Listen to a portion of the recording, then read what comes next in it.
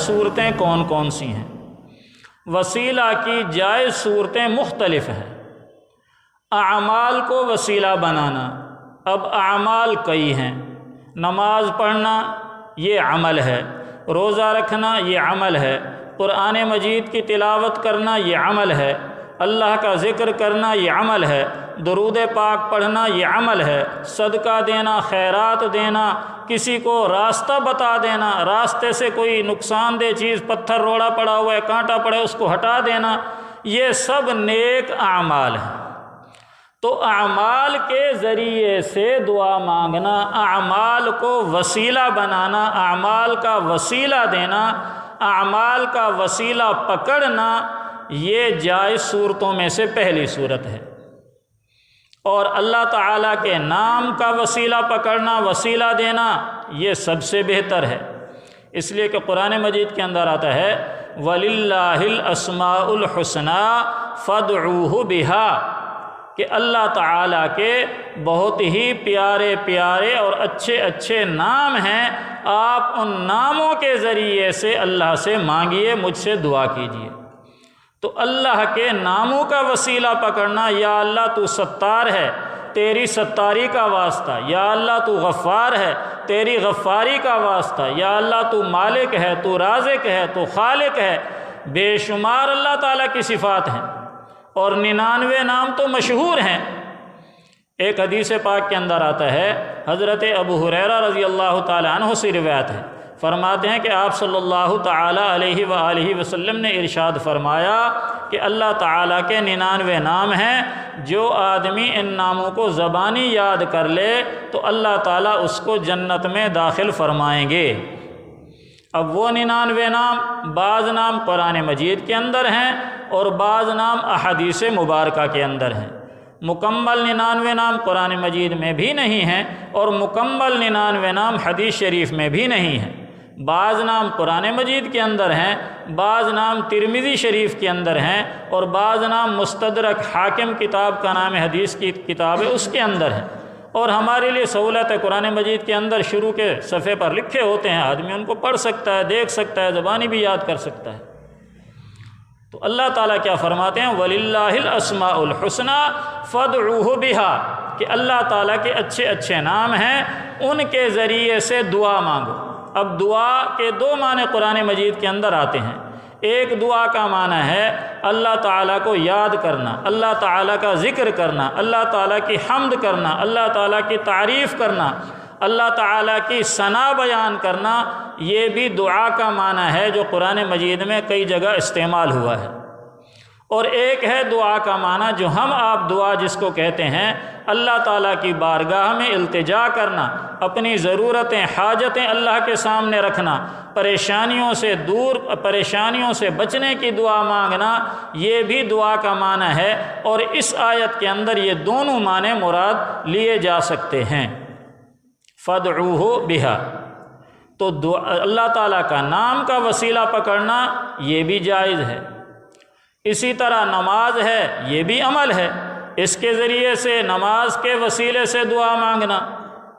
ابو داؤد شریف کے اندر حدیث ہے، حضرت حذیفہ رضی اللہ تعالیٰ عنہ راوی ہیں، فرماتے ہیں اذا حزبہ امر فزع الی الصلاۃ، کہ جب رسول اللہ صلی اللہ علیہ وسلم کو کوئی بھی پریشانی کی بات سامنے آتی تو آپ فوراً نماز کی طرف متوجہ ہوتے، نماز پڑھتے اور اللہ سے التجا کرتے کہ اے باری تعالیٰ اس نماز کے واسطے اور وسیلے سے ہماری پریشانی دور فرما۔ تو اللہ تعالیٰ کے نام کا وسیلہ، نماز کا وسیلہ، یہ اعمال ہیں۔ صدقہ خیرات کا وسیلہ، یہ اعمال ہیں۔ نیک اعمال کے وسیلے سے اللہ سے دعا مانگنا، یہ وسیلہ کی صورت جائز ہے، اس میں کوئی حرج نہیں ہے، اعمال کا وسیلہ اختیار کرنا چاہیے۔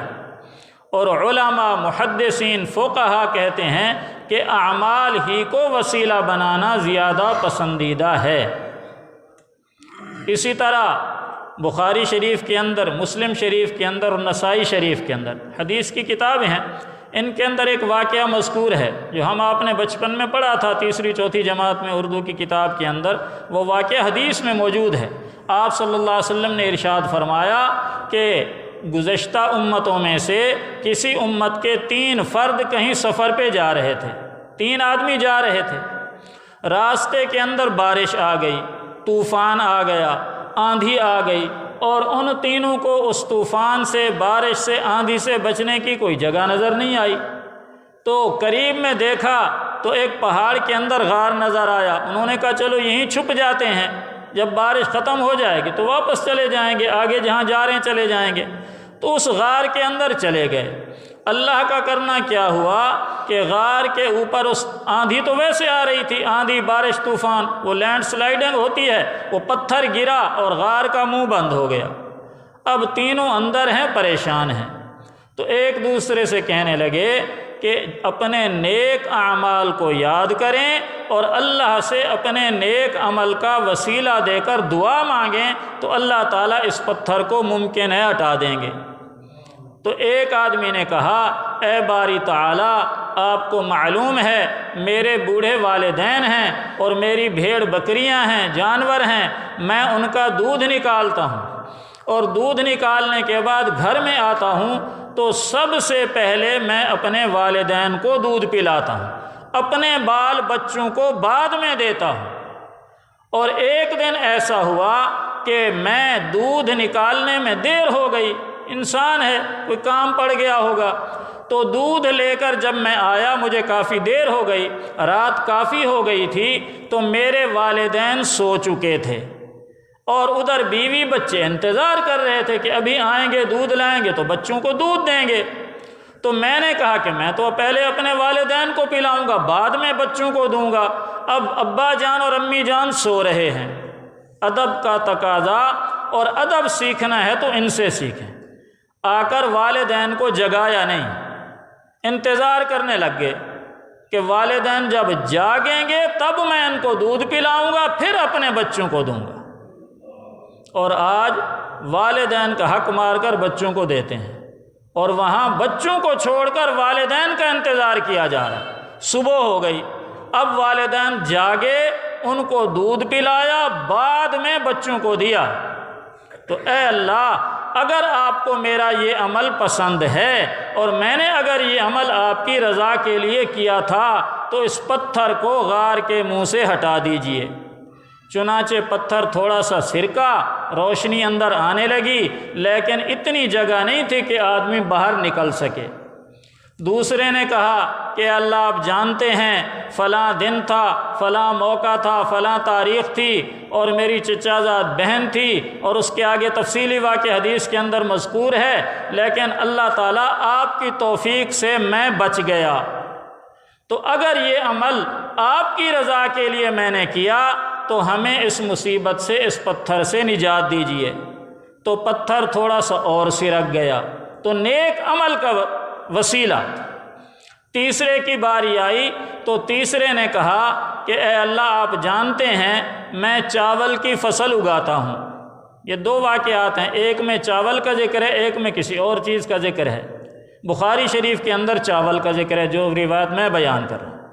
اے اللہ، آپ جانتے ہیں میں کسان ہوں اور چاول کی فصل اگاتا ہوں، میرے نوکر میرے کھیتوں میں کام کرتے ہیں، اور میں ان کو مثلاً 1 من دیتا ہوں فی ایکڑ یا 2 ایکڑ، تو میں ایک مخصوص مقدار اپنے نوکر کو مزدوری میں دیتا ہوں۔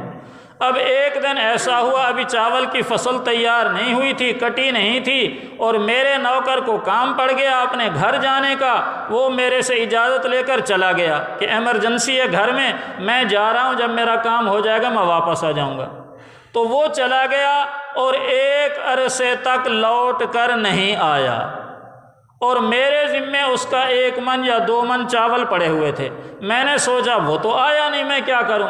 تو میں نے انہی چاولوں کو بیج کے طور پر استعمال کر کے فصل اگا دی، اس سے مزید چاول پیدا ہو گئے، اس سے میں نے کچھ جانور لے لیے، کچھ بھیڑ بکریاں، کچھ اونٹ، کچھ گائے۔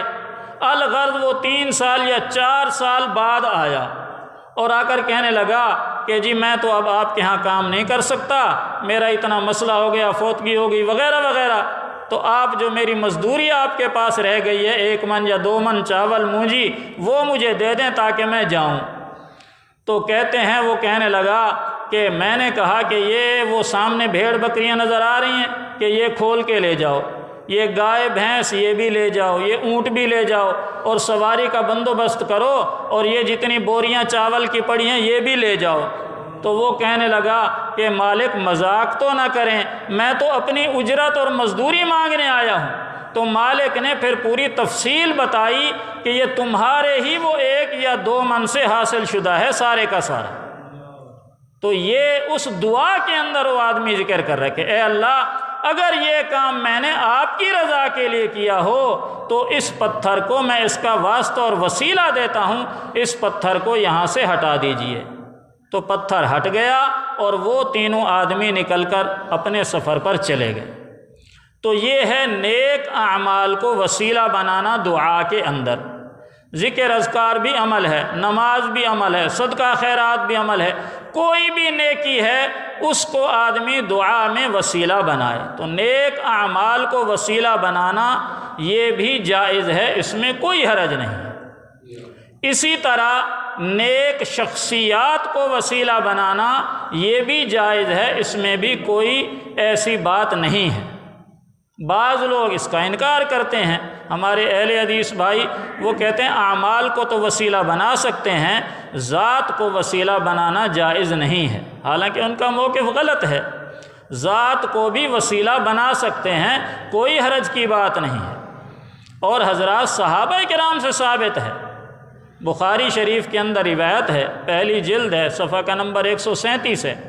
حضرت انس بن مالک رضی اللہ تعالیٰ عنہ روایت کرتے ہیں، حضرت انس فرماتے ہیں کہ حضرت عمر رضی اللہ تعالیٰ عنہ کے زمانے میں قحط آ گیا، قحط سالی آ گئی، بارشیں بند ہو گئیں، فصلیں تباہ ہو گئیں، زمینیں بنجر ہو گئیں، بارشیں ہو ہی نہیں رہی تھیں۔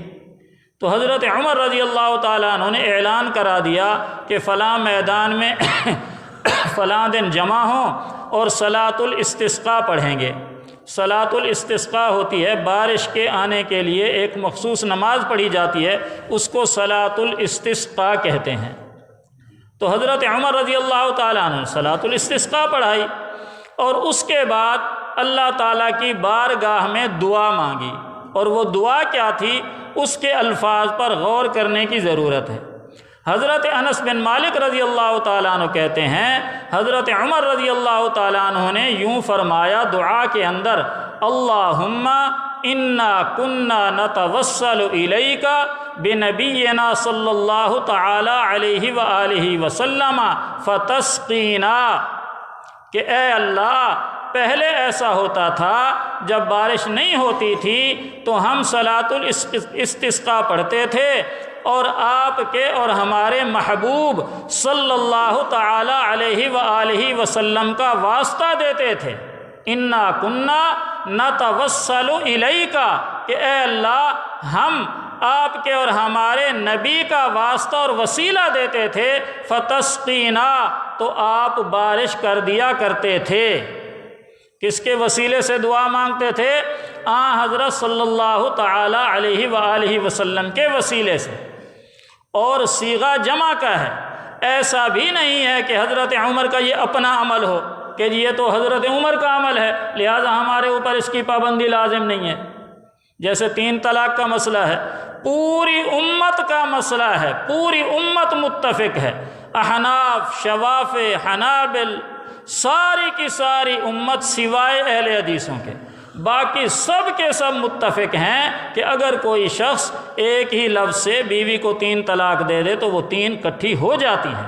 یہ کہتے ہیں نہیں ہوتی، اس لیے کہ یہ حضرت عمر نے فتویٰ دیا تھا، حضرت عمر کا فتویٰ ہے، ہمارے اوپر اس کی پابندی لازم نہیں ہے۔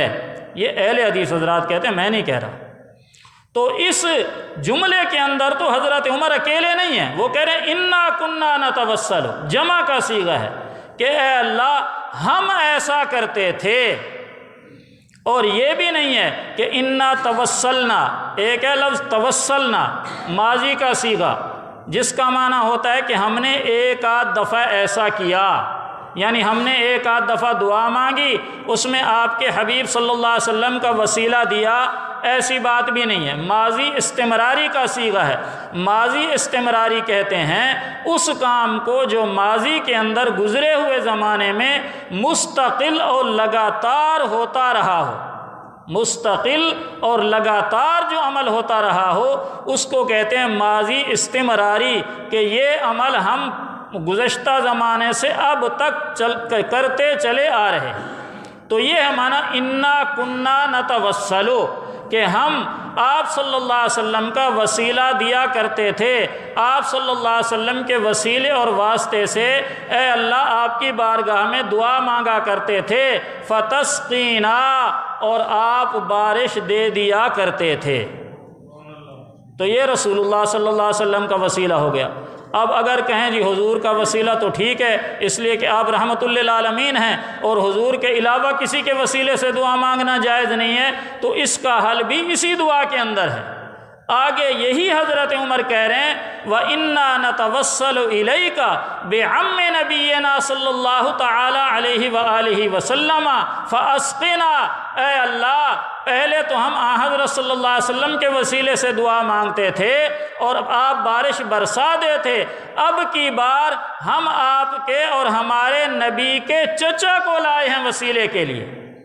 پہلے فرمایا انا کننا نتوسل الیک بنبینا صلی اللہ علیہ وسلم فتسقینا، اور آگے فرمایا انا نتوسل بعم نبینا، اپنے نبی کے چچا کے وسیلے سے دعا مانگ رہے ہیں۔ تو حضور کے علاوہ کا وسیلہ بھی ثابت ہو گیا، اور ہے کہاں؟ بخاری شریف میں، جس کا انکار نہیں کیا جا سکتا۔ صفحہ کا نمبر 137 ہے، پہلی جلد ہے۔ انا کننا نتوسل الیک بنبینا صلی اللہ علیہ وسلم فتسقینا وانا نتوسل الیک بعم نبینا صلی اللہ تعالی علیہ وآلہ وسلم فاسقنا، کہ اب ہم آپ کے محبوب کے چچا کے وسیلے سے دعا مانگ رہے ہیں، لہٰذا ہمیں بارش دے دیجئے، فاسقنا، ہمیں بارش عطا کیجئے۔ آگے حضرت انس بن مالک رضی اللہ تعالیٰ عنہ کہتے ہیں فقال فیسقون، تو اس وسیلے سے دعا مانگتے تھے تو اللہ تعالیٰ دعا کو قبول فرماتے تھے اور بارش ہو جایا کرتی تھی۔ لہٰذا وسیلہ نیک اعمال کا، نماز کا، روزے کا، ذکر کا، تسبیح کا، درود پاک کا، قرآن پاک کی تلاوت کا، اللہ کے ناموں کا، دعا کا بھی وسیلہ مانگ سکتے ہیں۔ حضرت عمر رضی اللہ تعالیٰ عنہ نے ایک مرتبہ حضرت صلی اللہ علیہ وسلم سے اجازت مانگی کہ یا رسول اللہ میں عمرے کے لیے جانا چاہتا ہوں۔ آپ نے اجازت دے دی اور ساتھ میں یہ الفاظ ارشاد فرمائے، ترمذی شریف کی روایت ہے۔ حضرت عمر رضی اللہ تعالیٰ نے فرمایا یا اخانا، اے ہمارے بھائی، حضرت عمر سے کہہ رہے ہیں لا تنسنا یا لا تنسانا فی دعائک، ہمیں بھی اپنی دعاؤں میں یاد رکھنا۔ کون کہہ رہے ہیں؟ رسول اللہ صلی اللہ علیہ وسلم فرما رہے ہیں، اور کس کو کہہ رہے ہیں؟ حضرت عمر کو کہہ رہے ہیں کہ اے عمر ہمیں بھی اپنی دعاؤں میں یاد رکھنا۔ تو اس سے پتہ چلا بڑا بھی چھوٹے کو دعا کے لیے کہہ سکتا ہے کہ بیٹا آپ بھی ہمیں اپنی دعاؤں میں یاد رکھنا، بچے آپ بھی دعا کرنا۔ ضروری نہیں ہے کہ چھوٹا بڑے کو کہے، پیر صاحب کو کہے، مرشد پاک کو کہے کہ جی ہمارے لیے دعا کریں، مرشد بھی کہہ سکتا ہے اپنے مرید کو کہ بھائی میرے لیے بھی دعا کرنا، اس لیے کہ رسول اللہ صلی اللہ علیہ وسلم نے حضرت عمر سے فرمایا یا اخانا، اے ہمارے بھائی، لا تنسانا فی دعائک، اپنی دعاؤں میں ہمیں بھی یاد رکھنا۔ تو دعا کو بھی وسیلہ بنایا جا سکتا ہے۔